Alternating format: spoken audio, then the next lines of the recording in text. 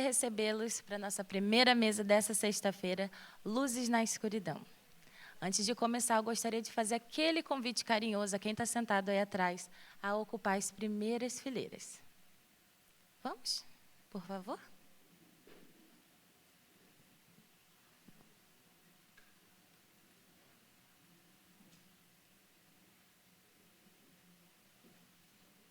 Obrigada.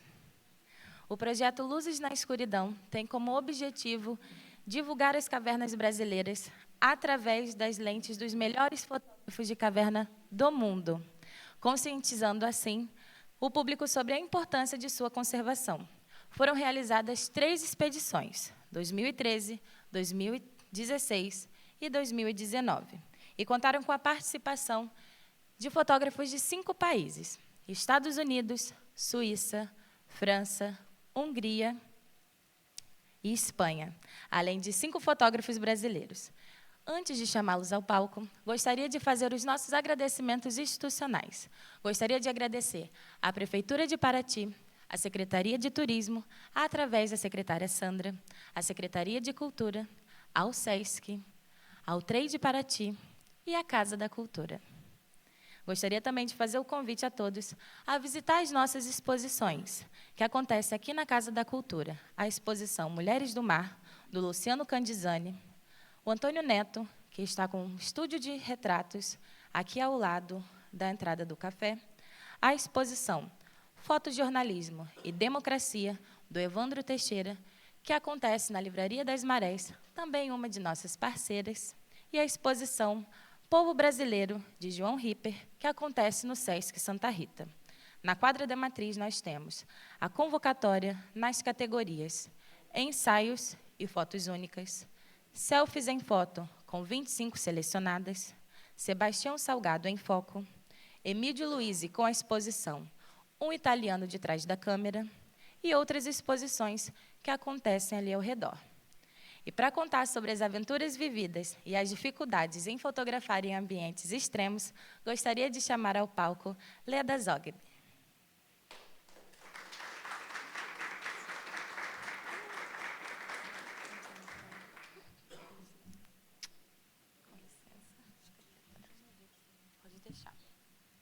E gostaria também de chamar ao palco os fotógrafos Daniel Menin e Ricardo Martinelli.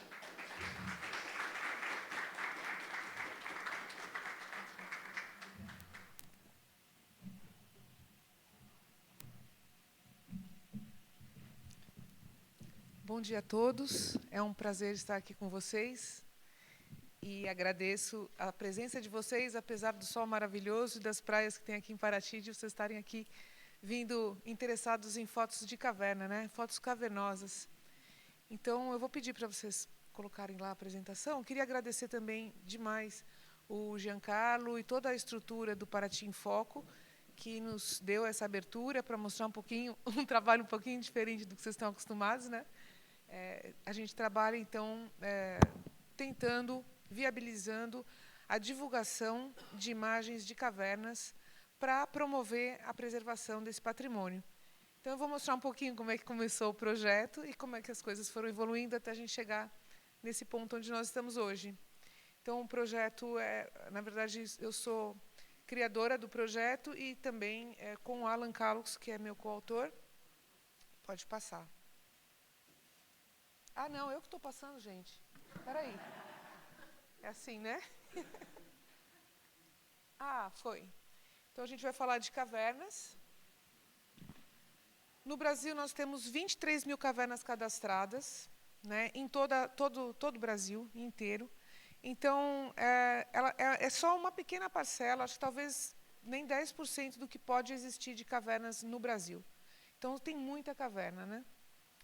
Essas cavernas elas são formadas em diversas rochas, como calcário, arenito, quartzito, granito, e até minério de ferro, e também cavernas em gelo, né?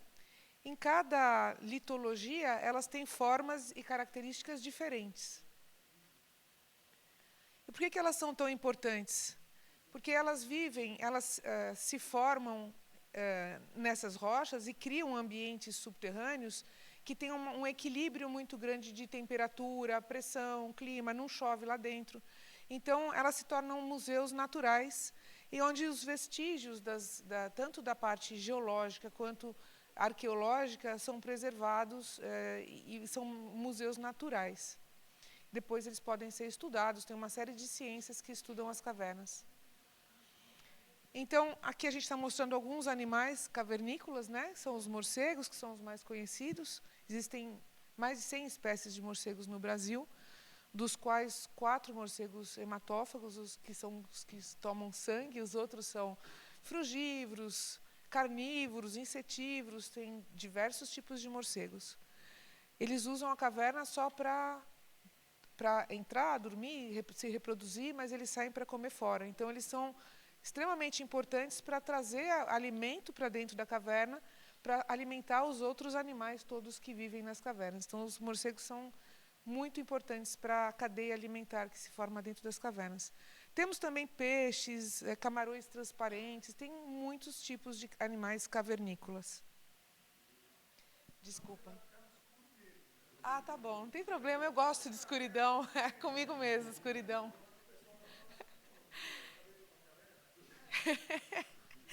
Então, a gente tem também estudos de paleoclima. Então, se você pegar uma estalagmite de uma caverna e cortar essa estalagmite, você consegue datar cada camadinha de calcita e entender quando foram as épocas de chuva e de seca nessa região.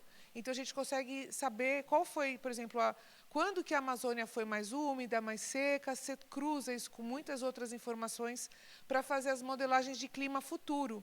Isso é extremamente importante para o conhecimento do clima futuro.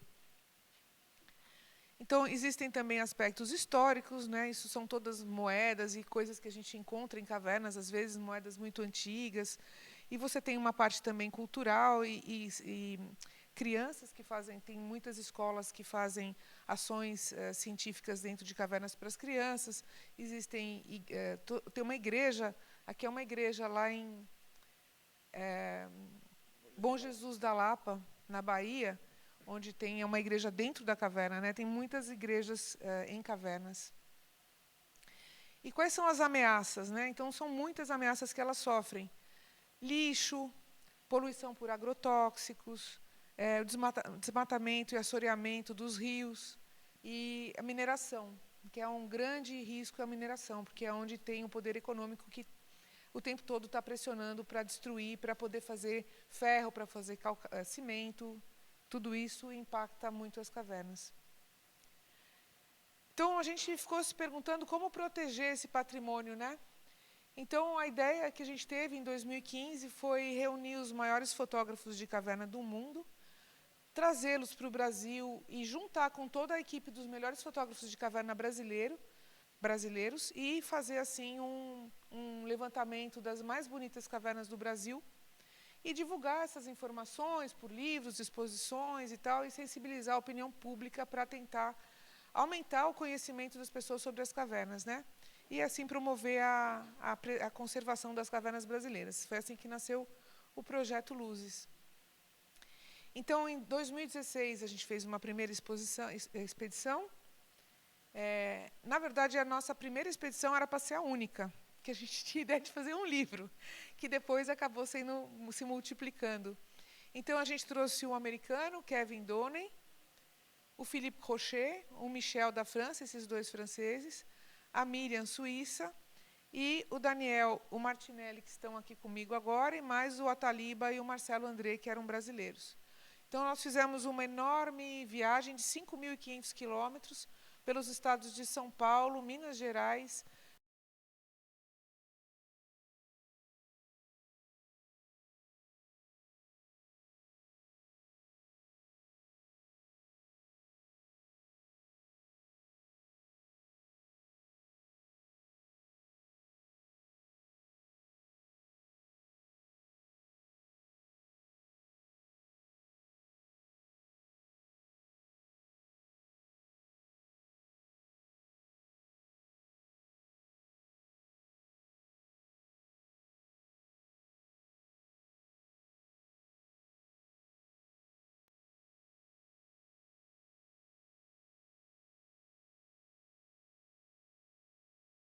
Novo México, que tem esses enormes que a gente chama de castiçais, né, de cristal brancos.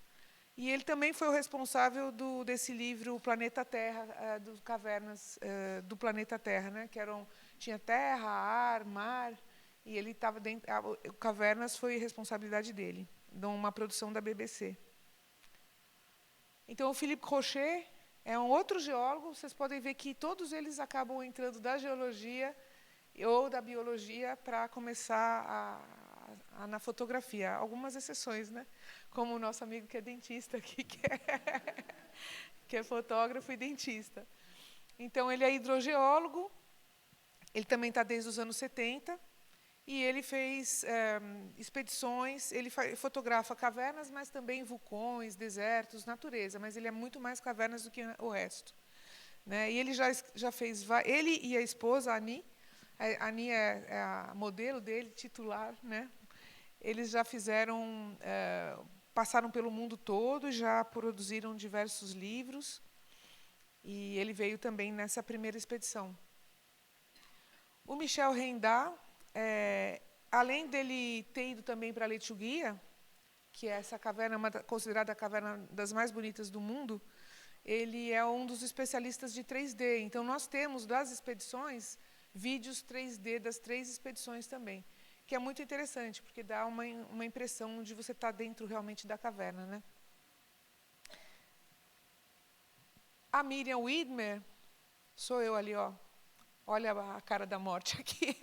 Ela é espeleóloga também, suíça, e ela participou de vários encontros internacionais de fotografia de caverna, e foi graças a ela que eu fui parar na Turquia e acabei criando esse projeto. Foi graças a uma iniciativa dela de ter me convidado. Né? Ela é química e também agora saiu da parte de química pura e está só fazendo escolas de arte para fazer fotografia profissionalmente. O Daniel, que está aqui. Desculpa, vou ficar de frente para você. Né? Ele está desde 95 na espeleologia. Resumindo, ele é um dos meus maiores parceiros há mais de 20 anos em exploração de cavernas, em mapeamento de cavernas, porque o que a gente faz da vida não é fotografia, é mapeamento de cavernas. Então, a gente entra nas cavernas para descobrir o que tem lá, para documentar e saber o que é importante. Né? Então, ele começou a fotografar com equipamentos leves. A gente usava muito a própria luz do capacete. Ele vai explicar melhor na parte dele, né? Para iluminar, e depois, aos poucos, foi evoluindo para a parte de flashes, etc. E ele também é coautor dos livros Atlas do Brasil Subterrâneo, que tem as maiores cavernas do Brasil, e um livro infantil, Dizem que Toda Caverna é Assim, e Técnicas Verticais para a Espeleologia. Então, porque para você entrar em caverna, às vezes, tem que saber descer e subir na corda. Né? Então, ele escreveu um livro sobre isso também. Travou. E agora? Pronto, foi. Martinelli é dentista, espeleólogo também da União Paulista de Espeleologia. Ele é responsável pelo levantamento das 32 cavernas do Vale do Ribeira para subsidiar os planos de manejo lá do Vale do Ribeira, e participou de dezenas de expedições e exposições fotográficas, ganhou diversos prêmios, e ele fez um livro muito bonito que se chama Retratos do Ribeira, que é esse que está aqui. É um livro PB, preto e branco, de fotografias das pessoas que moram do lado do Ribeira, que é a região onde tem as cavernas também. Então, ele saiu do buraco, mas ele continua sendo um tatu. E o Ataliba, ele é mineiro, geógrafo, e ele faz muitas fotos das cavernas de minério de ferro, do norte lá do Pará. Ele tem um dos maiores bancos de imagem de minério de cavernas em minério de ferro. Já participou de inúmeros livros também, e é uma pessoa muito, muito talentosa. Assim, ele é um poeta da fotografia. O Marcelo André participou apenas do primeiro livro. Ele é muito mais ligado ele é a natureza geral, ele não é só cavernas, né? E ele tem muitas publicações relacionadas a revistas de aventura. e tem muitas revistas que ele publicou, e ele está sempre viajando pelo Brasil todo fazendo fotos de natureza. Então, vamos lá. Essa aqui é a primeira... Opa, voltando. Primeira equipe, a chegada, né, da primeira equipe com os equipamentos que a gente usou na primeira viagem. Então, eu vou mostrar rapidamente algumas fotos. Se vocês puderem diminuir a luz aqui, será que está dando para ver bem? Essa luz aqui, ó, precisa? Isso aqui é na Caverna do Diabo. Ah, melhorou, hein? Caverna do Diabo. Foto do Michel Rendá. Caverna de Santana, Iporanga, uma caverna turística. Essa é uma área não turística de uma caverna turística. Essa aqui é a Caverna da Água Suja, caverna turística. Vou passar rápido, porque a gente tem muito material e atrasou muito o começo, senão a gente não vai sair para almoçar, ok? Então, a Caverna da Água Suja, em Iporanga, também é uma cachoeira. Então, vocês podem ver que tem muitas técnicas de iluminação, com flechas de frente, de trás. Os nossos fotógrafos vão explicar melhor depois. Essa aqui é a laje branca, para mostrar a floresta. Também uma caverna, bom, vai ser aberta para o turismo, ainda não está turística. Essa é uma foto do Kevin Doney. Quando é geólogo, você já vê que ele tem um foco muito grande na rocha, né, na estrutura da rocha. Essa é uma foto do Martinelli, da caverna que chama Temimina. Todas essas são em São Paulo. Essa é a Morro do Couto, também uma caverna turística. Depois, em Minas, algumas ideias. Essa aqui é a caverna Gruta do Janelão. Tem mais de 100 metros de altura dentro da caverna, de 90 a 100. E são várias clarabóias onde entra a luz do sol. É uma caverna turística, vale muito a pena, fica em Januária. Vale demais a pena visitar, é um parque nacional. Parque Nacional Cavernas do Peruaçu. Vejam aqui a pessoa refletida aqui na água.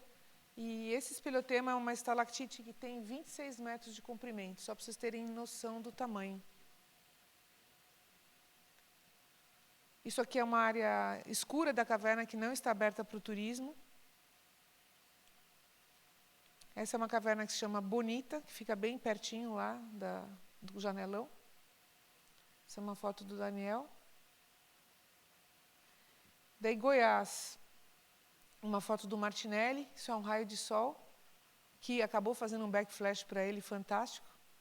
Mas ele iluminou aqui à frente também, senão estaria tudo escuro. Isso aqui é uma foto do Michel, de Canudos, que a gente chama, né? Uma caverna lotada de canudos. Isso se chamam electites. São formações que saem para todos os lados, muito mais raras, né?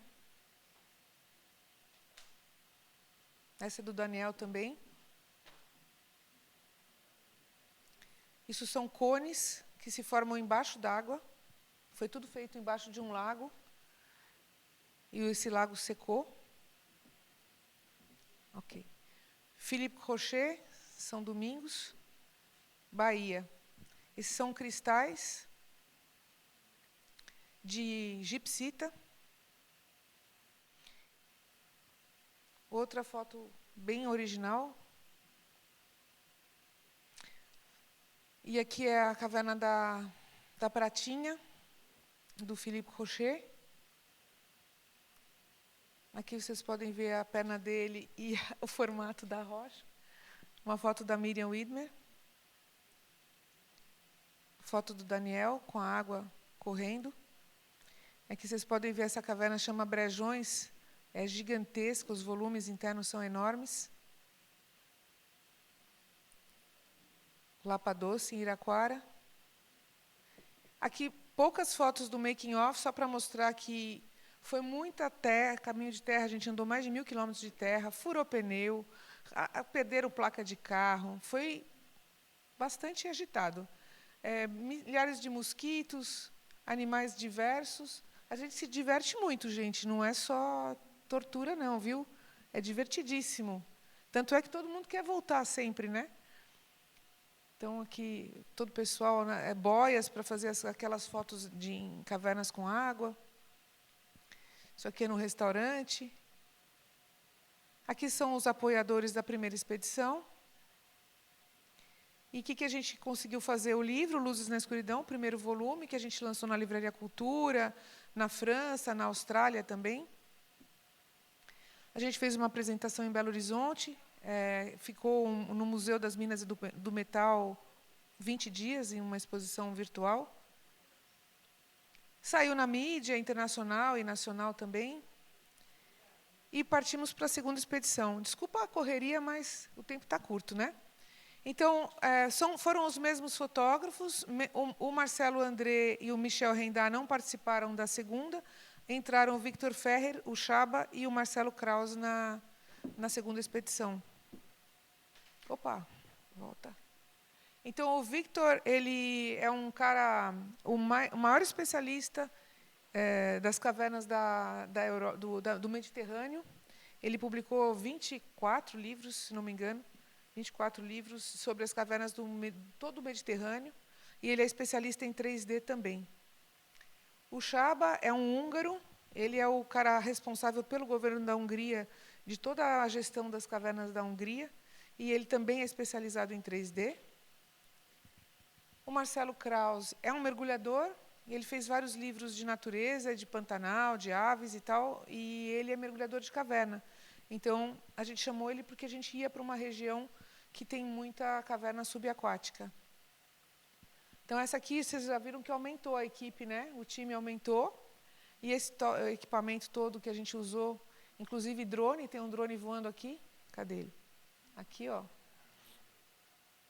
O drone estava na viagem. Opa, fui para trás? Fui. Daí vou mostrar algumas imagens, né? Mato Grosso do Sul, essa é a Gruta do Lago Azul, caverna turística também. Essa é uma imagem subaquática. Vocês imaginam a dificuldade de fazer imagens nítidas quando você não está num lugar fixo. Então, o Marcelo desenvolveu até uma técnica com tripé embaixo d'água para conseguir ter o mínimo de firmeza para tirar as fotos. Essa é uma foto do Martinelli. Esse aqui é um abismo, que chama Abismo em Umas, então tem que descer pela corda. Opa, acho que eu coisei no lugar errado. Aqui é um abismo de 70 e poucos metros, tem que descer o abismo para poder chegar nesse nível. E essa caverna é toda escura, então isso que vocês estão vendo tudo é flash. Isso é uma foto do Daniel, da mesma caverna. Vocês veem que a água é totalmente transparente. Isso é uma caverna que chama Dente de Cão. É uma abóboda no teto, né? Essa é uma foto do húngaro, Gruta das Fadas. Não é uma caverna turística. Essa é a foto da Miriam Widmer, com muita velocidade, na mesma caverna das fadas. Daí vamos ao Mato Grosso. Essa é a caverna da Cerquinha, uma foto do Philippe Rocher. A foto do nosso amigo Ataliba, da caverna da Cerquinha ainda. Essa é do Victor. Todo esse calcário foi formado na horizontal, e vocês podem ver que ele está todo na vertical. Então, isso tudo foi pressão, temperatura, a gente chama de metamorfismo, e toda a rocha ficou verticalizada, o que dá, parece uma renda, né? Essa é uma outra caverna que chama Gruta da Lagoa Azul, maravilhosa, foto do Ataliba. Mais uma foto subaquática do Marcelo. Isso aqui são estalactites formadas do lado de fora. Então, quando o nível do lençol freático subiu, engoliu uma parte das estalactites que estavam do lado de fora. Então, parece uma ilha flutuante do Avatar, né? E essas são cavernas em outra rocha, que é arenito. Uma foto do Ataliba. Tudo isso foi um deserto que se transformou depois em rocha, que é o arenito. E dão enormes, isso é em Chapada dos Guimarães, tem várias cavernas turísticas que dá para ir também, maravilhosas, que são esses túneis de metrô gigantes. Essa é uma foto do Daniel, a gruta chama Pobo Jari. Essa aqui é do Kevin. As cores são fantásticas, né? Making of da segunda expedição,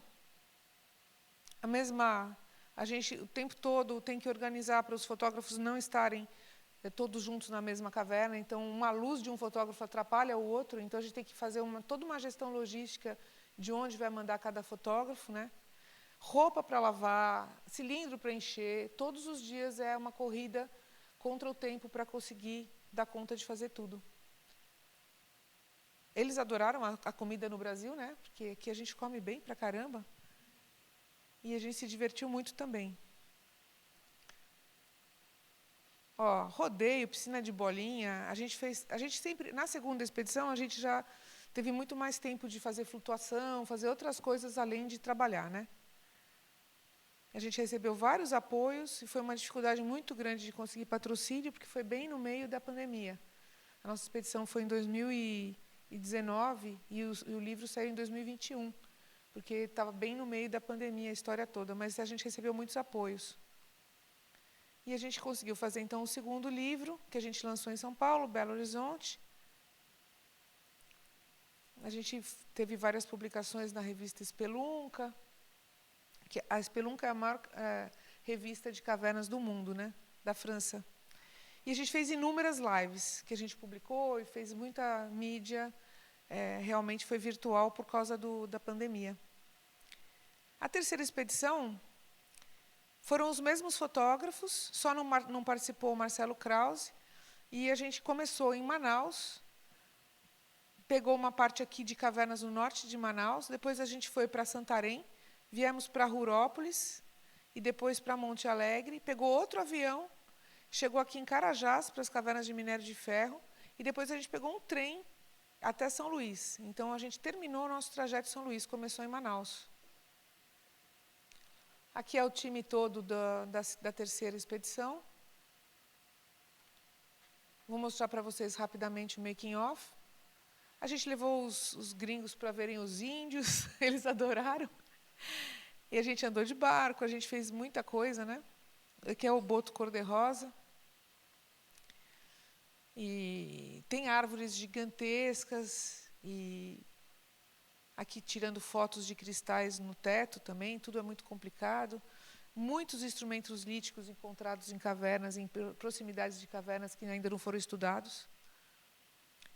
A gente recebeu o apoio do SECAV, que é o Centro de Estudos de Caverna ligado ao Ministério do Meio Ambiente, a Vale, Scurion e o Governo do Pará. Então, a gente já conseguiu mais patrocinadores, além dos apoiadores de sempre. E o produto foi o volume 3 do livro que a gente lançou já em Brasília, São Paulo e em Belo Horizonte.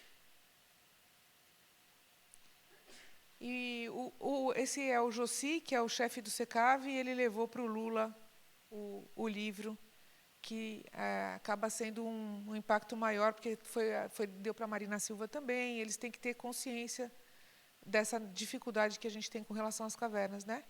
Então, eu vou passar para vocês agora um vídeo que vai falar da terceira expedição, que eu achei muito mais interessante vocês verem como é que é num vídeo do que eu contando. Então, eu vou pedir para vocês soltarem o vídeo, por favor.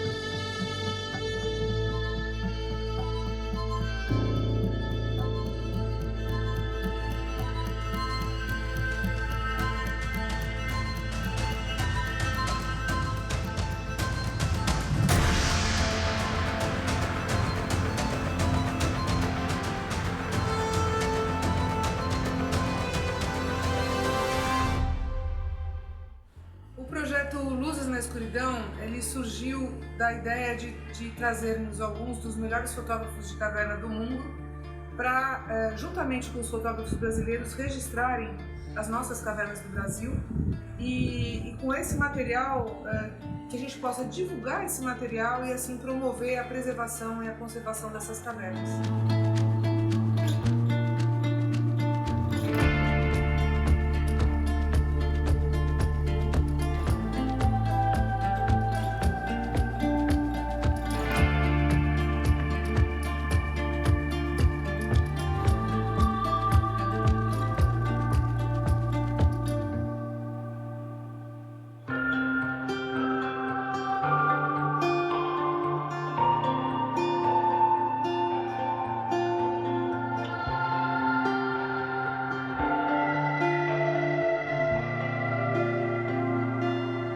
O Luzes na Escuridão é um projeto de cunho conservacionista, né? O nosso objetivo, de fato, é sensibilizar a sociedade, sensibilizar o mundo em relação à importância das cavernas brasileiras.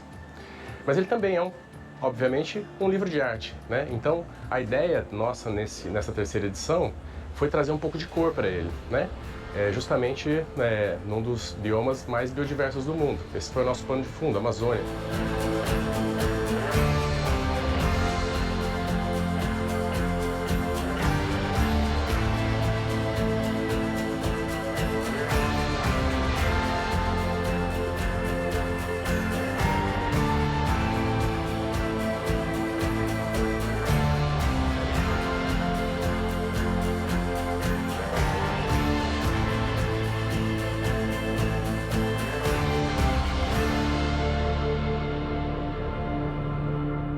El aspecto estético de las cavernas es totalmente fabuloso, porque son cavernas muy bonitas, muy espectaculares. Algunas tienen cascadas, tienen mucha vegetación, la selva también y las plantas que hay. Todo el conjunto en sí es realmente excepcional.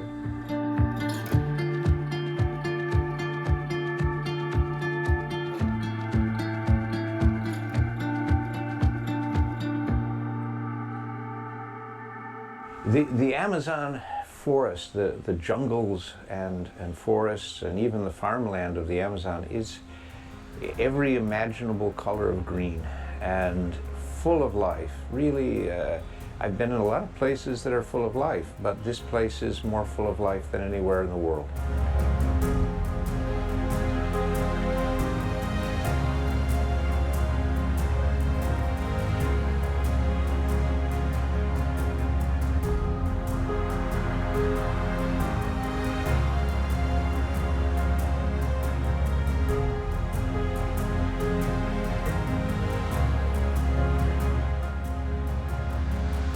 A gente não vê, desconheço, talvez não exista um livro tratando das cavernas da Amazônia. Então, de certa maneira, a gente está revelando uma parte da Amazônia ainda desconhecida, não só do brasileiro, mas de qualquer pessoa, de qualquer país, né? A gente pode dizer que a gente revelou a Amazônia subterrânea através dessa expedição.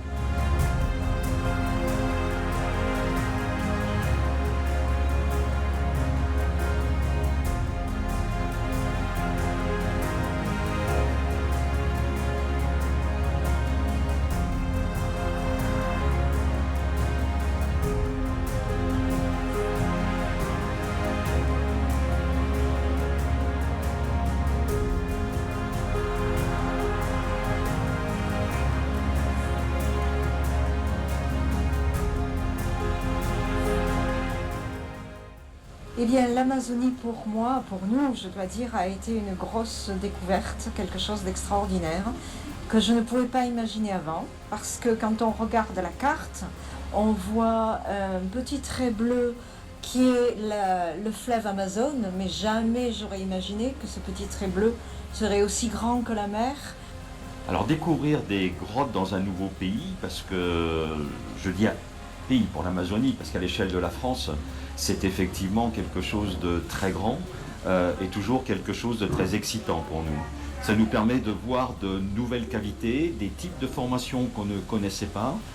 Je suis toujours surpris de voir qu'il peut y avoir de grandes grottes dans les crêts, Alors que pour nous, en Europe, c'est quelque chose de tout à fait exceptionnel. Et puis la dernière expérience dans les Iron Caves, les grottes de fer, est tout à fait quelque chose d'exceptionnel aussi. Ça va nous permettre de ramener des images pour montrer à nos amis, non seulement français, mais européens, qu'il y a plein de choses extraordinaires en dehors de l'Europe et de la France. Et ça, c'est toujours quelque chose d'important, de montrer qu'il y a des choses bien ailleurs.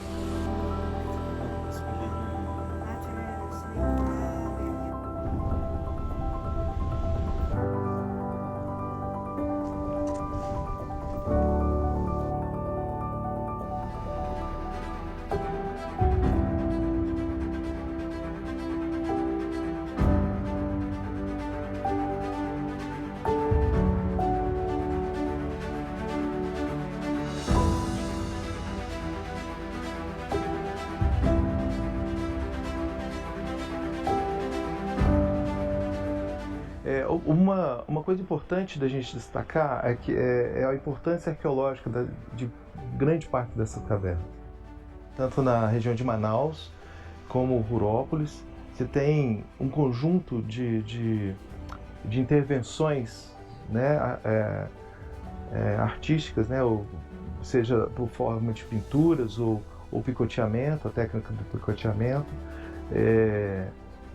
É algo que chamou a atenção, assim, porque você tem boa parte das cavernas com esse tipo de manifestação.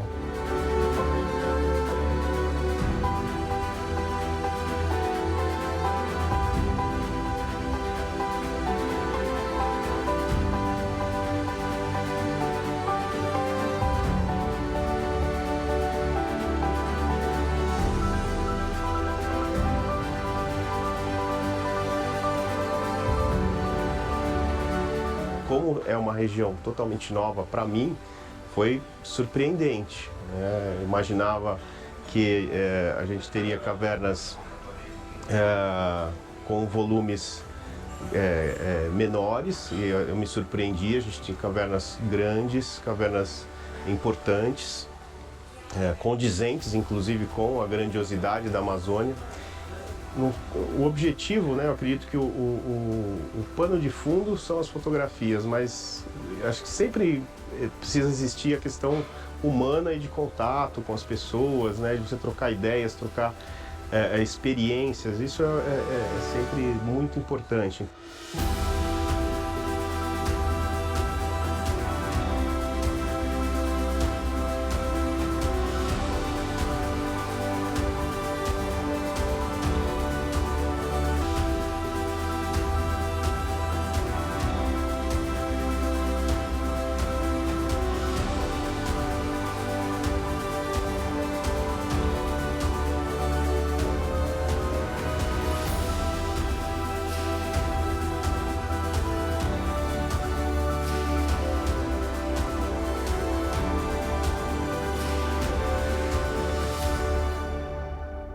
Nagyon különleges barlangokat láthattunk, a legizgalmasabbak voltak számomra a Paraiso és a Maos Cave, ahol nem csak maga a barlang az, ami különleges volt, gyönyörű képződményeket láthattunk, hanem maga az élővilág, ami a trópusi barlangokban tényleg egyedülálló.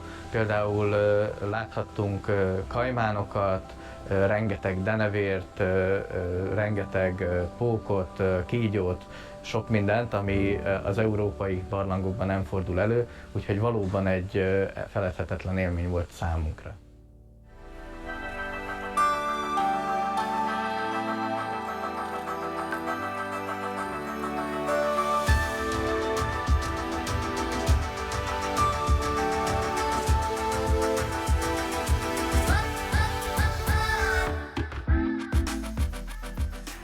Ja, der Amazonas ist ein gigantischer Wald. Es ist wirklich ein Privileg, im Amazonas Höhlen anzuschauen. Der Weg zu den Höhlen ist mega speziell. Irgendwie eine Ruhe und doch ist es nicht leislich. Man hört viele Tiere, man hört Wasser plätschern, man sieht ganz viel. Und für mich ist der Wald gerade so speziell, also der Amazonas gerade so speziell wie die Höhlen selber.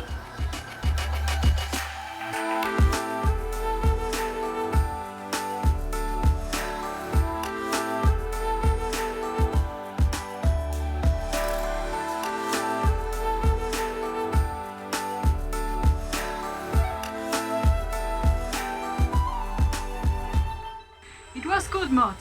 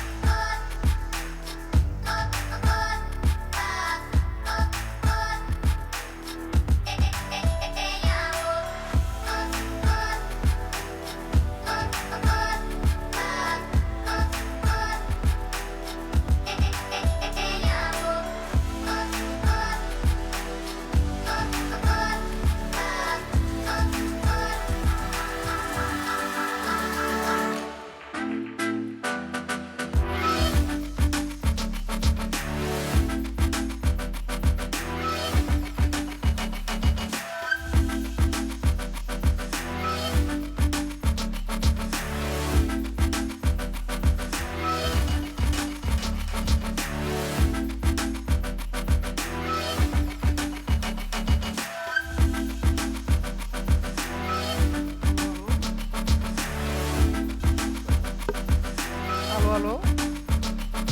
Pode interromper. Pessoal, espero que vocês tenham curtido. Eu vou passar agora a palavra para o meu amigo Ricardo Martinelli, para ele explicar um pouquinho mais sobre as técnicas da fotografia, e depois vai falar também o Daniel, ok? Espero que depois, se vocês tiverem perguntas, a gente pode, se tiver um tempinho no final, a gente pode conversar.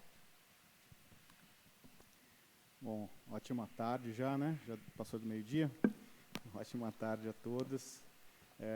Bom, coube a mim falar um pouco sobre técnica. Acredito que, né, nós estamos aqui em um evento sobre fotografia, e é bacana a gente comentar um pouco sobre como nós fazemos essas fotografias. A gente pode mudar já, passar. Tem um coisinho para eu passar. Esse grandão, né? Está na sequência, né, Helena? Então, a gente vai falar um pouco sobre a evolução da técnica, as diferenças, né, o porquê que a gente coloca. Acho que vocês devem estar se perguntando, né? As nossas fotografias sempre tem um elemento humano, sempre tem um modelo ali.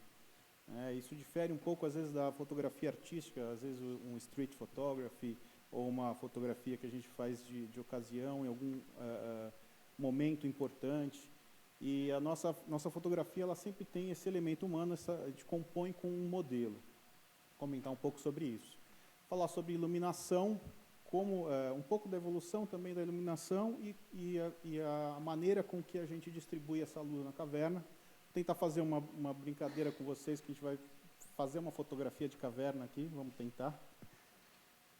Ela já está pronta, tá? Desculpa.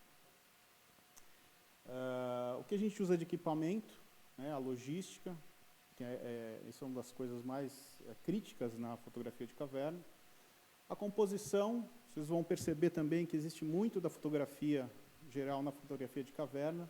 A fotografia de caverna, só adiantando um pouco, ela é uma fotografia de paisagem também. Então, só que é uma paisagem subterrânea.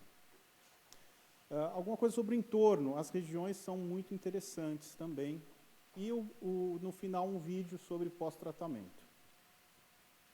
Então, como que a gente chega de uma imagem dessa, né, que é uma imagem do janelão, que vocês já viram aqui na outra apresentação, que foi feita em 1997, uma foto feita com filme, uma foto tecnicamente bem mediana, né, para uma foto desse tipo, né, que impacta, que é o nosso objetivo, que é impactar quem vê.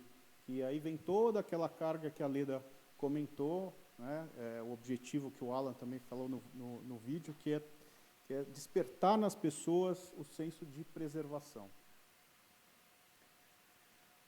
Um pouco do histórico. Essa é uma outra foto feita, foto minha, de 1995, feita com slide. Antigamente, nós fazíamos basicamente isso. Colocávamos o tripé, o modelo sempre ficava, a gente brincava, o modelo está de castigo, né? Ele ficava de costas para a gente. Utilizava bastante a luz da carbureteira, que é essa luz mais amarelada que vocês veem no teto, e o flash, quando tinha o flash, você usava ele na mão, num disparo manual mesmo, pedindo para o modelo fazer esse disparo. Então, é uma imagem que tinha suas limitações, mas que, na época, a gente também conseguia algum resultado interessante. Utilizávamos também muito light painting. É uma técnica também comum, né, para você, artisticamente, fazer alguma intervenção. Então, falando um pouco da questão do modelo, tudo na fotografia é referência. Né? Tá aqui, que não nos deixa mentir, o Sebastião Salgado, que é o convidado aqui do Paraty em Foco. Né? Quem nunca se inspirou, né, nas fotografias do Sebastião Salgado? E nas fotografias de caverna, isso vem das gravuras que eram feitas dos naturalistas do início das explorações. Então, essas gravuras também tinham modelos, também tinham elementos humanos. As primeiras fotografias também de exploração, isso aqui é uma fotografia do Vale do Ribeira. Então, sempre o elemento humano esteve presente nas fotografias de caverna. E a gente sempre acaba copiando isso. Né? É uma coisa que são as referências, né? Tudo aquilo que a gente observa e vai criando uma carga para você produzir as suas próprias fotografias. Então, essa é uma fotografia minha, da mesma caverna. Isso é uma gravura também do século XIX. Né? Então, percebendo a perspectiva da entrada da caverna, uma coluna e as pessoas dando escala. Essa já é uma fotografia minha, é outra caverna, mas você tem a mesma coluna, uma pessoa, a perspectiva da boca lá no fundo. Então, são referências que você vai puxando, né, do que já foi feito. Aqui também uma outra referência de uma pintura. Essa já é uma outra caverna na Hungria,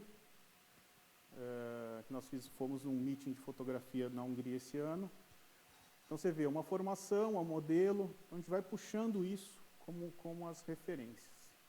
E aí, fazendo um exercício ao contrário, né? Uma fotografia de uma caverna aqui do Vale do Ribeira, de São Paulo, e uma foto minha sem ninguém, do mesmo local. Fica uma foto sem graça, né? Na nossa visão de fotógrafo de caverna.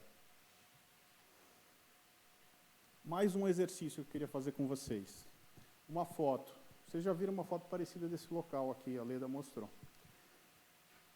O modelo, ele dá perspectiva na foto. Ele dá uma impressão de alguém que está explorando, ele dá uma certa, entre aspas, agressividade na foto. Se você tira o modelo, fica só um rio saindo de um buraco. Agora, já pulando um pouco para a iluminação. Essa foto também vocês já viram. Eu vou tentar comentar um pouco como que foi feita a iluminação dessa foto. Esse é o Luz Zoom. Eu ainda utilizava bastante o tripé. Isso é uma outra coisa interessante. Hoje, acho que vocês imaginam que a gente vai para a caverna e necessariamente usa tripé. E hoje não é mais assim. Raras as vezes nós usamos tripé. Porque a gente imagina a caverna como uma câmara escura. Então, você tem que colocar a luz lá dentro. E hoje, com o uso dos flashes eletrônicos, você distribui esses flashes para fazer a iluminação. Então, não necessariamente você precisa estar com essa máquina no tripé fazendo longa exposição. Então, nesse caso, eu ainda usava o tripé. Por quê? Porque todo esse primeiro plano eu fiz com light painting. Você tem, passando aqui para o esquema, uma iluminação que vai para as costas do modelo. O modelo está aqui. Então, você tem uma iluminação vindo lateralmente. Isso aqui, quando tem esse símbolozinho, é a coluna. Né? Então, você imagina que o cara está atrás dessa região aqui, jogando para cá. Tem outra luz saindo daqui para cá. E nesse caso, como você tinha um barranco atrás, você dificilmente ia colocar que a gente chama de backflash. Então, a iluminação, ela é feita dentro de uma sala, que a gente chama, de acordo com o que o fotógrafo quer mostrar daquela sala. A distribuição de luz, muitas vezes, ela vai dar textura, ela vai mostrar uma silhueta, depende muito do que o fotógrafo quer mostrar. Uma outra fotografia de Cuiabá, perto de Cuiabá, da Chapada dos Guimarães. Eu gosto muito do primeiro plano. Né? Então, minhas fotografias têm muito essa parte inicial, dando profundidade para o modelo. Então, luz lateral, um backflash atrás do modelo e um flash aqui saindo escondido aqui para iluminar. Porque se eu não coloco esse flash, você vai ter um modelo muito escuro. Aqui o mesmo esquema, então, a luz lateral, backflash, o modelo aqui. Então vamos lá, vamos começar a fazer a foto. Tá? Primeira coisa que a gente faz quando a gente vai fotografar a caverna, e é uma sala grande, você tem um ambiente muito grande, você vai colocar um primeiro modelo e vai tentar fazer uma primeira iluminação. Tá? Então, por exemplo, essa daqui. Primeira foto que eu fiz, saiu fora de foco, coloquei o modelo lá no fundo, vi que iluminou uma certa parte da caverna. Fui para a segunda foto, já corrigi, né, o foco da imagem. Analiso o primeiro plano, vejo se eu preciso distribuir mais luz.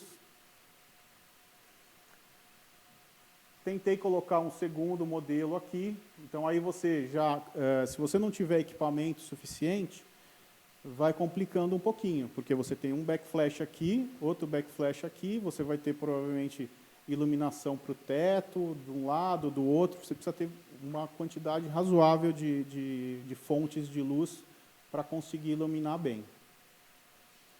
Tomar cuidado com as sombras também, aí você vai mexendo no flash que está aqui no chão, para você não ter tanta sombra.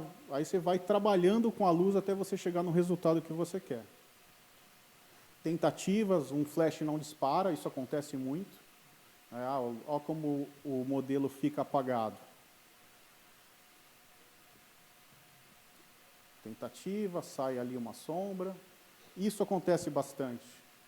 Né? Isso é onde a gente fica repetindo às vezes as imagens. O modelo ele não ficou tão alinhado com você e aí vaza essa luz. Chegou numa imagem legal, que eu gostei, e aqui é a imagem depois do pós-tratamento. Então, basicamente, é assim que a gente trabalha. Hoje, o digital ele facilitou muito. A curva de aprendizado hoje para fotografia de caverna ela está muito mais rápida.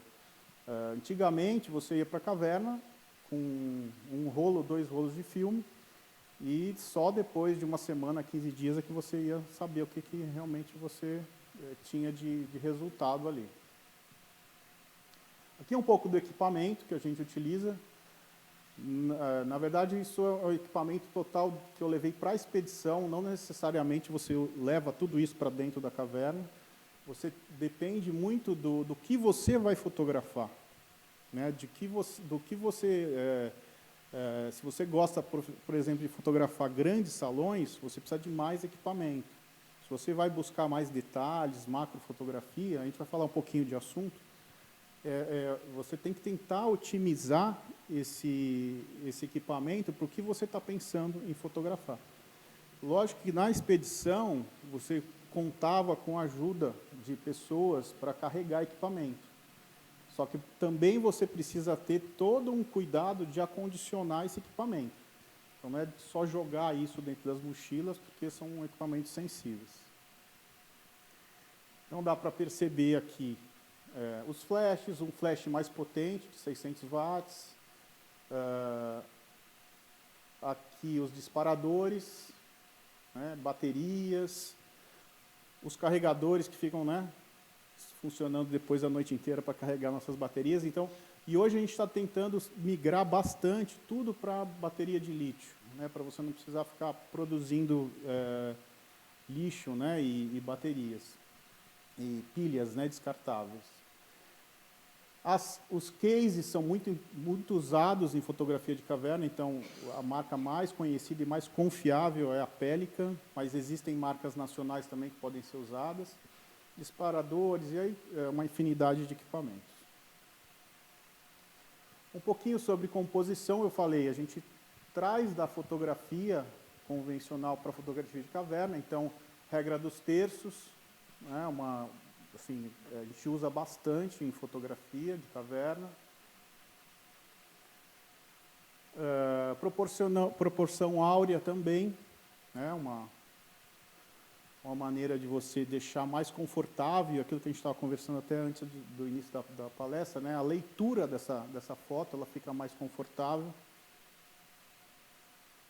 Uma outra coisa importante também, que é muito usado, que funciona bastante em fotografia de caverna, você posicionar esse modelo nas linhas, que essas linhas possam guiar nosso olho para o modelo. Então, você tem uma maneira de guiar realmente a leitura da foto. Para onde o modelo olha é muito importante também. Se eu pego esse modelo, ele está olhando para cá, eu mato completamente essa foto. Então, né, aqui teve a sorte de pegar um morcego, mas ele está olhando para a formação, então a leitura da foto fica muito mais suave, mais fácil da mente processar isso. Aqui mais um exemplo. Então, ela está direcionando o nosso olhar aqui para essa região, a leitura da foto. Aqui também nós temos as linhas, direcionando para o modelo. Mas, nesse caso, eu achei melhor inverter essa foto. Por quê? Nosso cérebro sempre funciona... Sempre não, né? Tem pessoas que funcionam um pouco diferente. Mas, na maioria das vezes, nosso cérebro funciona da maneira que a gente lê um texto. Então, da esquerda para a direita. Então, eu imaginei aqui você colocando as linhas e direcionando para o modelo. Outra coisa que funciona bastante em fotografia de caverna é um certo minimalismo. Você mostrar a grandiosidade da caverna com o modelo num segundo plano, mostrando quão grandiosa é a caverna. Aqui a Caverna do Diabo, aqui perto do Vale do Ribeira. Mostrando também minimalismo junto com a dificuldade que é acessar essa caverna, também funciona bastante. Minimalismo também, você vê o modelo aqui, o tamanho do lance vertical. Esse aqui é um dos maiores lances verticais que tem no Brasil, de quase 100 metros.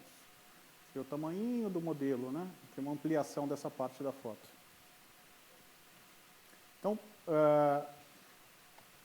difícil você fazer uma foto dessa tentando iluminar. Como que você vai iluminar isso? Então, aí é que usa bastante o rádio e os flashes um pouco mais potentes. E a equipe, né? Fotografia de caverna você não faz sozinho, né? É uma equipe. Então, você tem que ter o modelo, você tem que ter as pessoas que te ajudam na logística de você chegar até o local e as pessoas que estão, os iluminadores, né? Pessoas que vão te posicionar e vão ajudar na colocação dos flashes. Então, um flash potente aqui embaixo para fazer essa iluminação foi essencial, né? E tinha um flash também com ele ali, mas não foi muito necessário. Disparou, mas nem fez muita diferença. Os lagos, você pode iluminar de duas formas, basicamente. Uma, se você tiver um flash sub, tem muitos fotógrafos que usam. O Kevin, o fotógrafo americano, ele traz normalmente flashes que você consegue colocar dentro da água. Ou utiliza bulbos de magnésio, aqueles bulbos antigos de magnésio. E esses bulbos você consegue acoplar em um dispositivo junto com um disparador automático e ele dispara dentro da água. Nesse caso aqui eu uso uma capa, que eu coloco um flash dentro dessa capa e consigo colocar dentro da água e fazer esse efeito aqui.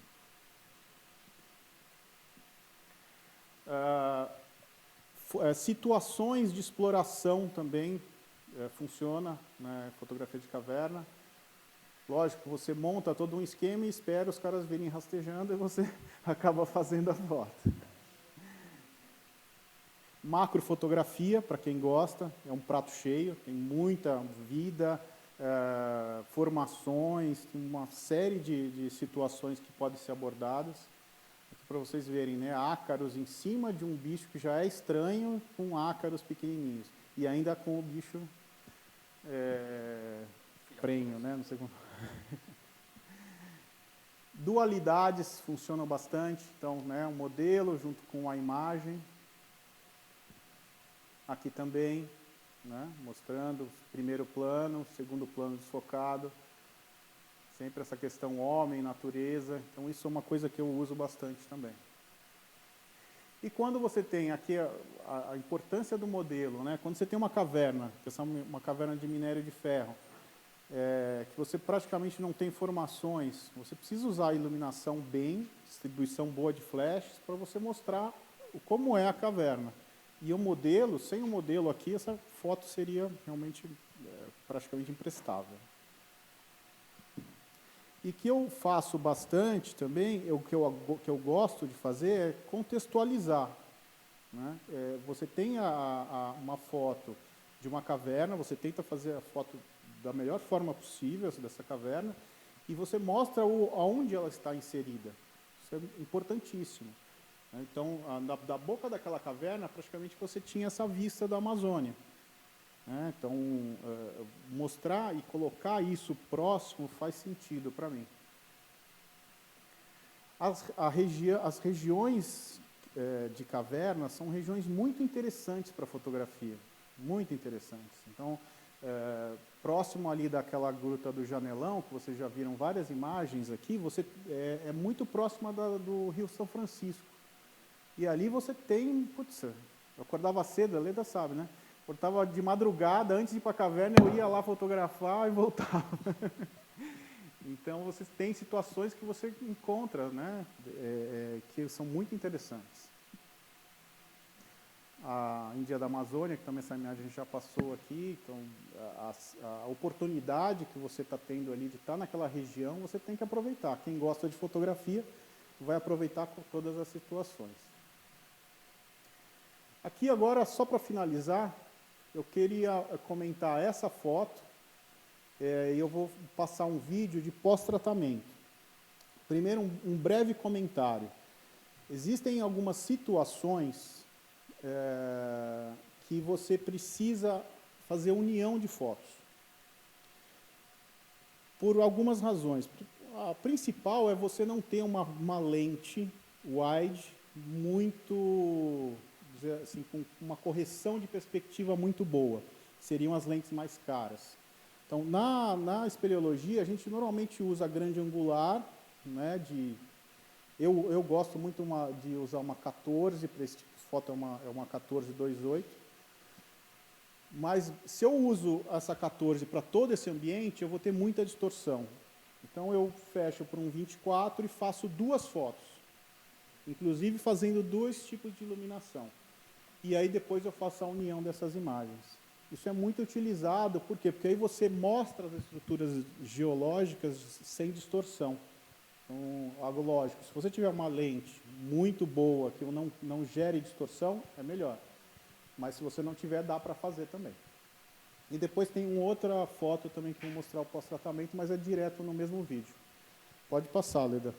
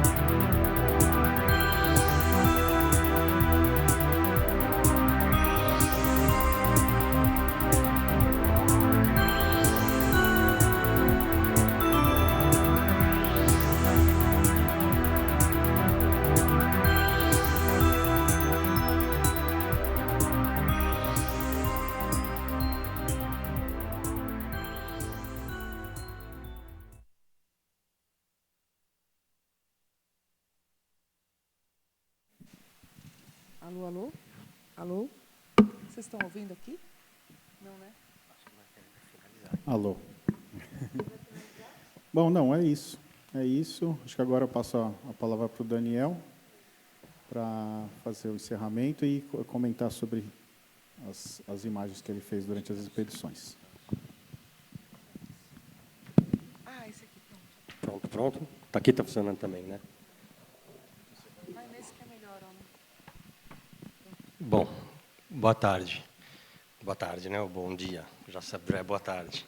Prometo ser rapidinho, tá? Que eu acho que está todo mundo com fome e a gente levou um tempo, então vou finalizar aqui de uma maneira rápida. Pode colocar a apresentação, por favor. Eu que comando, é isso?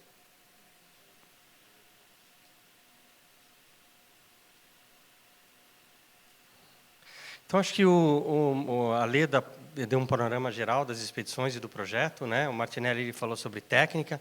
Eu vou ser menos cartesiano, só vou falar só de situações que a gente passa quando a gente fotografa a caverna. No fundo, nós três, nós somos espeleólogos, né? Então, 20, 30 anos explorando a caverna. A grande questão é explorar, é você chegar onde ninguém chegou e conseguir documentar aquilo, né? A gente brinca que o ser humano foi para a Lua, foi para o fundo dos oceanos, mas tem aí, talvez, centenas de quilômetros de galerias subterrâneas que ninguém nunca esteve. Então, o que a gente faz é isso, é ir nesses lugares onde as pessoas nunca estiveram e de alguma maneira, documentar isso. A gente, por muitos anos, documentou isso através de mapa, através de desenho, de medida e também fotografia, né? Então, eu tive até, talvez tenha sido um pouco pretensioso aqui de colocar esse tema situação, ação e poesia, que é um pouco aquilo que a gente faz, né? Aproveitar situações, trabalhar com ação e tentar fazer aquilo com uma beleza estética da imagem em si. Então, um pouco de poesia também, por que não? Né? E coloquei essa foto para falar um pouco sobre significado, né? Acho que cada pessoa vê um significado diferente em fotografia. Acho que muitos de vocês trabalham com fotografia, têm a fotografia no dia a dia e sabem disso, né? O significado que tem para mim é muito diferente do significado que para quem está olhando. E talvez quando alguém veja uma foto como essa, não tenha esse significado, com certeza é um significado diferente do meu, mas não tem a dimensão que foi fazer uma foto dessa. Quer dizer, o que você está vendo ali? Você está vendo um monte de cristal e você está vendo um morceguinho ali dormindo no meio do cristal, né? Só que, para chegar nesse lugar, nós rastejamos umas 3 horas e meia, descemos de corda, subimos escada e estamos lá, talvez, alguns quilômetros dentro da terra, depois de uma série de condutos apertados, e você encontra um morceguinho dormindo num cristal. E ele estava dormindo quietinho, eu consegui rastejar até bem pertinho, poucos centímetros dele, né, e fazer algumas fotografias. Você vê o seguinte, dá para ver o detalhe do morcego, quase que dá para ver o olhinho dele ali fechado, né? E eu cheguei mais perto e você consegue ver o que é mais impressionante é que, aparentemente, ele usa o mesmo cristal para dormir várias vezes, né? O morcego ele não vive dentro da caverna, ele usa a caverna para se proteger, para dormir, mas ele sai à noite para comer. Toda a vida dele está lá fora, ele come lá fora, né? Como é que ele chega nesse lugar, passa por todos os condutos que a gente passou rastejando, no escuro e se reposa ali no mesmo cristal? Você vê que não está sujo o restante, né? Ele está até ali onde ele usa para dormir. Então, essa questão da situação é muito bacana, né? E você ter o equipamento com você quando você está fazendo os outros trabalhos de topografia ou de exploração, para você poder aproveitar essas oportunidades, né? Eu vou ter algumas fotos de morcego, porque eu acho que morcego é muito legal você fotografar com morcego na caverna. Você tem o movimento. Nessa aqui a gente pulou lá, era uma caverna na França. Aqui a gente está no Rio Grande do Norte, sertãozão mesmo, e você tem algumas cavernas que são chamadas de bat caves. Não são muitas cavernas do mundo que são bat caves, são cavernas que têm centenas de milhares de morcegos dentro, são grandes colônias de morcego. E essa é uma delas. Talvez talvez uma das únicas Batcaves no Brasil, assim, dessa proporção, né? E aqui é um conduto, depois da entrada da caverna, né? A gente estava caminhando para o fundo da caverna, isso que vocês estão vendo no chão, que parece terra, lama, não é. É uma camada de mais ou menos uns 10 centímetros de fezes de morcego, né, o guano. E essa camada no chão ela se mexe, porque além das fezes do morcego, você tem ali uma série de outros animais que se alimentam das fezes do morcego. Então, principalmente carrapatos de morcego. Então, você fazer uma foto dessa, tem o componente também de vamos logo, que eu não quero ficar parado aqui, porque os bichos estão subindo na minha perna. Então, você tem a modelo ali, que parece que ela está super à vontade, mas ela está nervosa, porque os morcegos estão quase batendo nela. Os carrapatos de morcego estão subindo na perna dela, e você tem uma pessoa lá atrás segurando o flash e falando, vai logo, vai logo, vai logo. Então, e fora isso que também você pode ver um monte de coisa voando ali, são bichinhos voando também, sabe, esses pontinhos. Então, é um trabalho sob pressão. Mas, um pouco adiante, a gente encontra, então, uma sala com centenas e milhares de morcegos. E aí tem que fazer alguns testes até você conseguir captar isso. E aquela história de um morcego tem ecolocalização, então ele não tromba com nada. Aqui você tem um exemplo que é mentira, porque eles trombam com a gente, eles trombam entre eles, né? Porque é muito morcego, é uma movimentação intensa acontecendo dentro da caverna. Então, é para mostrar um pouquinho dessas situações. Aqui também, mas aqui é uma situação um pouco diferente. O morcego está em primeiro plano, ele não é o objeto principal da foto. O objeto principal da foto é a caverna em si. Então, isso que parece um túnel, se vocês perceberem bem, e ele está bem uniforme, ele é o formato de um tatu gigante. Então, essa caverna é chamada de paleotoca. E essa aqui é a maior paleotoca do Brasil. Ela tem mais de 1 quilômetro, 1,5 quilômetros de labirinto subterrâneo cavado por tatu gigante. Né? Paleotoca. São tatus de 15 mil anos, 20 mil anos, foram extintos há cerca de 15, 10 mil anos atrás. E eles deixaram, então, esses condutos, e aqui a gente estava explorando o conduto e fazendo fotografias dos condutos, e não é mais habitado, obviamente, pelo tatu, mas é habitado por uma série de outros animais, né, entre eles grandes colônias de morcego.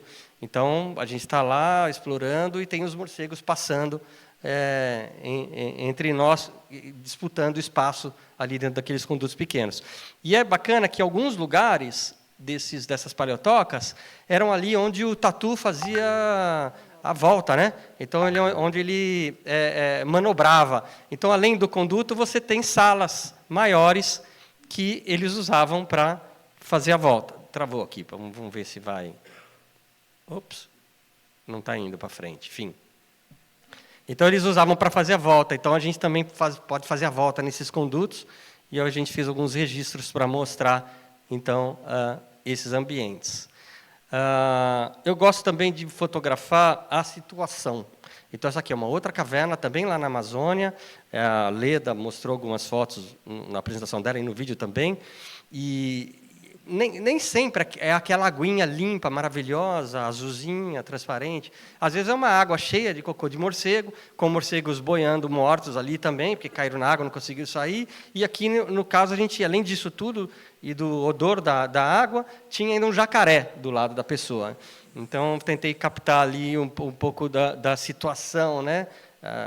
A Maria, que essa pessoa que está ali sentada, depois ela pode contar como ela estava feliz nessa foto, quando elas ficaram pacientes em aguardar eu terminar de fazer a fotografia. Né? Mas vale a pena, porque depois dessa sala, você chega numa sala onde você tem algumas pinturas rupestres. Você está vendo aqui uma mão? E o interessante é que, geralmente, a gente encontra muita pintura rupestre na entrada das cavernas, mas aqui ela estava quase a 400 metros dentro da caverna.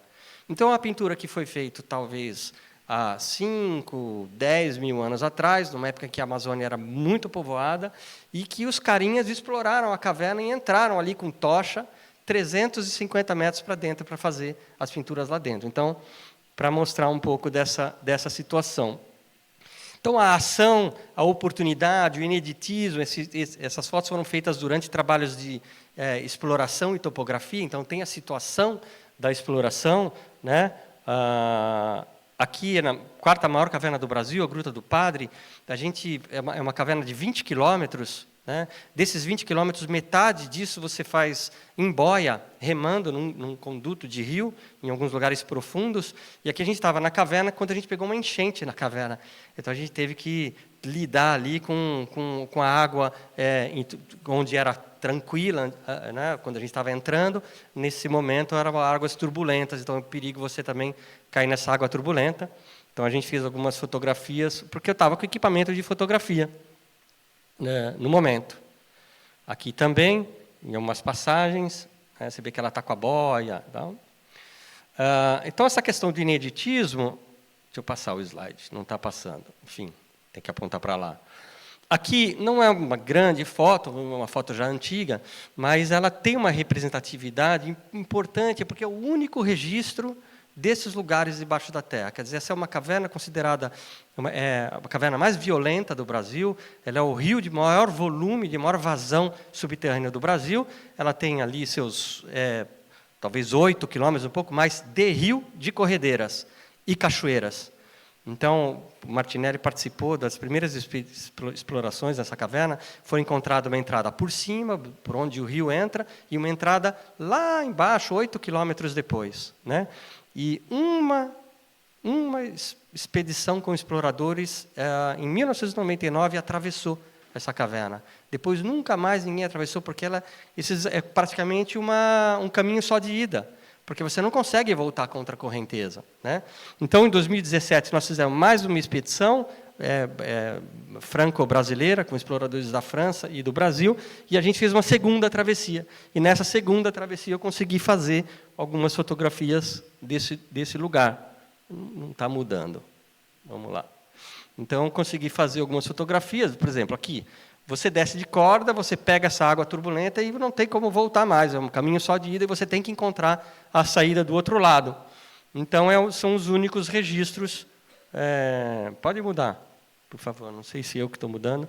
Os únicos registros da existência desses lugares debaixo da terra, além do mapa. Sou eu que estou mudando ou é você que está mudando? Você? Então, tá. Então, aqui é também uma sala dessa. Então, eu não tinha flash aqui, foi com uma câmera pequena, e com a luz dos próprios espeleólogos fotografando, então, essas cachoeiras, essas grandes salas subterrâneas. Pode mudar, por favor. Então, essa situação da exploração era só para lembrar essa questão, né? Nós somos exploradores, espeleólogos, antes de ser fotógrafo. Então, eu não me considero um fotógrafo de caverna, me considero um cara explorador que gosta da fotografia e que registra esses momentos. Pode mudar, por favor.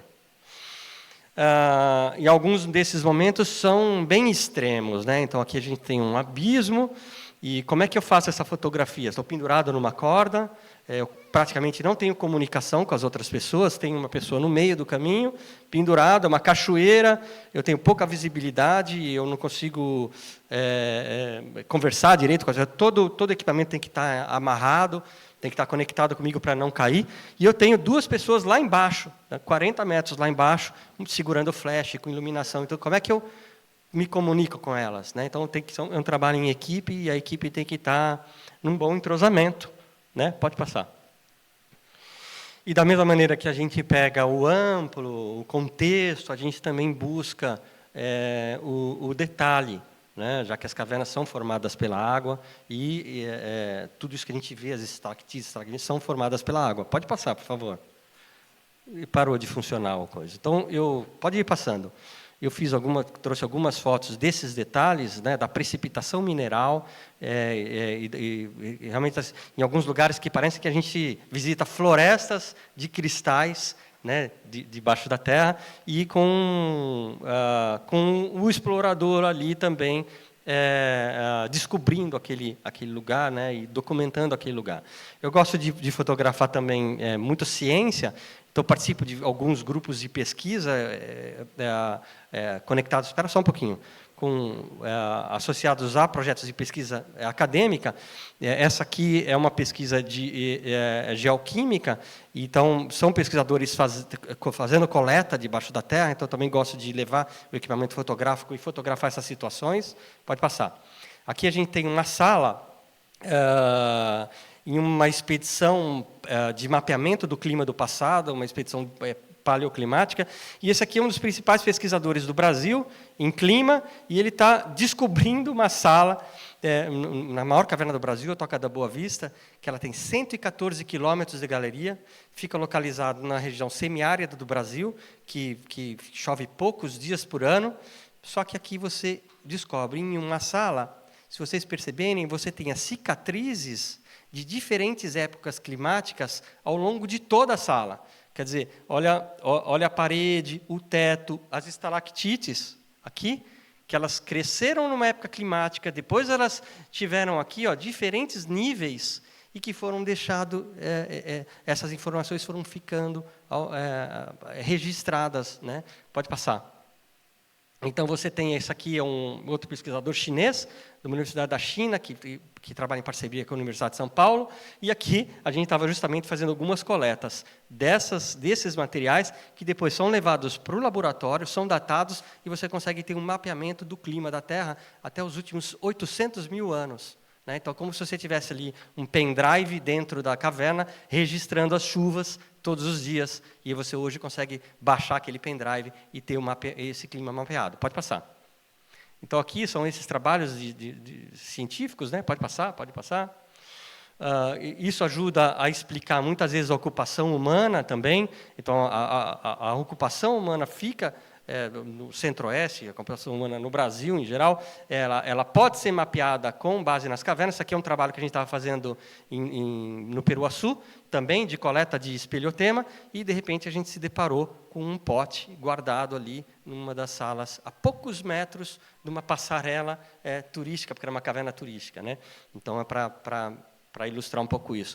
E, da mesma maneira que o ser humano deixou os seus registros ali, a gente tem a fauna também, que vai ficando registrada, a fauna do presente e a fauna do passado. Então, aqui são algumas cavernas que a gente tem utilizadas como cemitério, muitas vezes por alguns animais, ou é cemitério porque o animal está doente, ele procura um ambiente para se proteger e acaba falecendo lá, ou às vezes ele é levado por uma onça, por exemplo, para comer ali. Mas da mesma maneira que isso acontece hoje, isso sempre aconteceu. E as cavernas estão ali, né, algumas dezenas, centenas de milhares de anos. Então, você tem um museu natural, em alguns lugares é uma vaca que caiu e ficou ali com a ossada, em outros lugares, pode passar.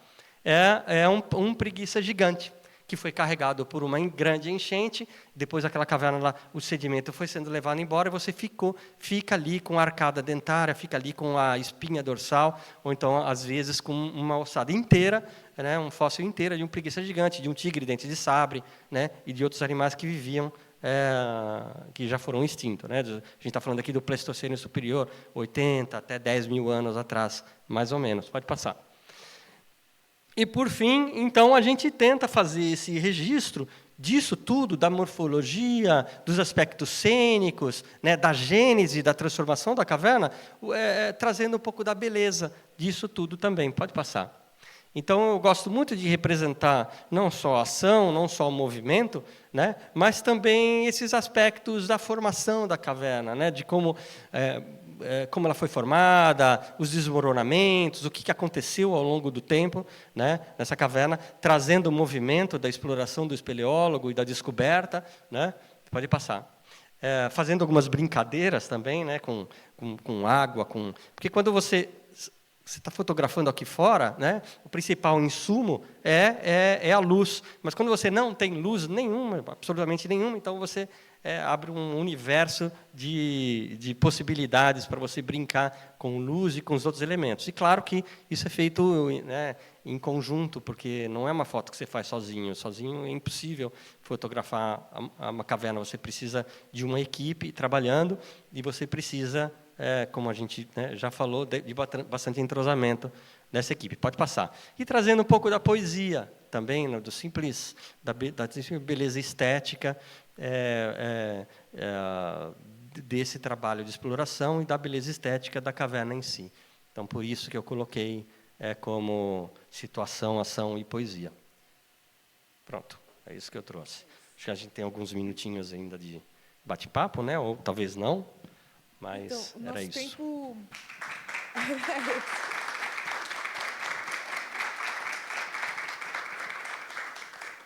eu só queria dizer que A gente atrasou bastante no início e a gente tentou acelerar ao máximo, porque a gente tinha muito conteúdo, mas se vocês tiverem alguma pergunta, a gente poderia eventualmente responder rapidamente para não atrapalhar o programa seguinte, não é isso? Então, temos 15 minutinhos para perguntas. Se alguém tiver alguma pergunta, vocês podem direcionar diretamente para o fotógrafo ou para mim. Eu queria saber como vocês não se perdem. Boa pergunta. Às vezes se perde. Mas, normalmente, a gente trabalha também na topografia, no mapa. A Leda aqui, além de organizadora desse projeto, era uma das maiores produtoras de mapa do Brasil, uma indústria de mapa de caverna. O Martinelli também, eu também. Então, a gente lida muito com essas A gente situação. não entra numa caverna sem ou ela já ser conhecida e já ter um mapa, ou entrar mapeando.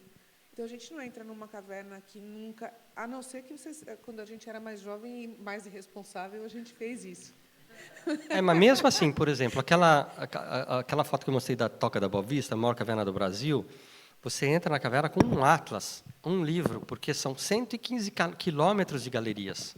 E essas galerias são extremamente labirínticas. Então, mesmo com muita experiência, mesmo conhecendo a caverna, a gente ainda se perde um pouquinho, depois acaba se encontrando. Mas é uma caverna que, se você colocar uma pessoa ali, mesmo experiente, sem o mapa, é praticamente impossível ela sair. Se ela estiver no meio da caverna, é impossível ela sair. No mapa, por que a gente se encontra com o mapa? Porque a gente vai deixando letras e números.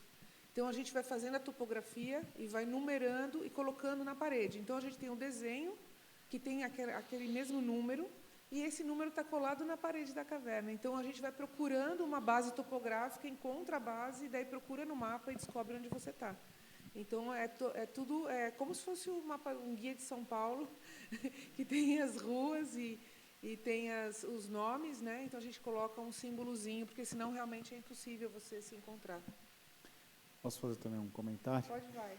Não, é interessante, né, essa pergunta, porque às vezes a gente também passa uma imagem de que caverna é algo inacessível, né, só para grandes espeleólogos, e também não é tanto assim, né? O Brasil ele tem uma infinidade de cavernas que podem ser visitadas, inclusive muitas dessas imagens, principalmente do Luz e Zoom, são imagens de locais turísticos.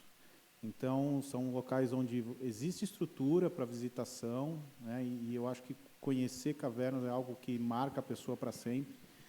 Então, e tentar fazer fotografias de cavernas é bacana também, né, e é uma evolução. Então, essas cavernas que a gente fala são assim mesmo, mas também existem outras mais tranquilas.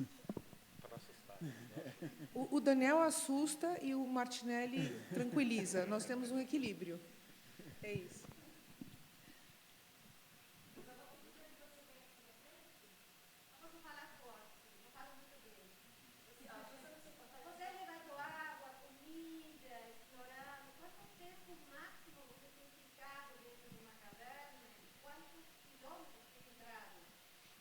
Tá, bom, eu vou responder, depois, se vocês quiserem, vocês podem complementar. Depende muito do objetivo do seu trabalho na caverna. Então, existem extremos, de repente você entrar, ficar poucas horas, né, para realizar aquilo que você se propôs a fazer naquele trabalho, ou, às vezes, dependendo do acesso, se é um acesso difícil, se é uma caverna distante, ou se você vai para um lugar muito distante dentro da Terra, aí existem extremos de ficar vários dias.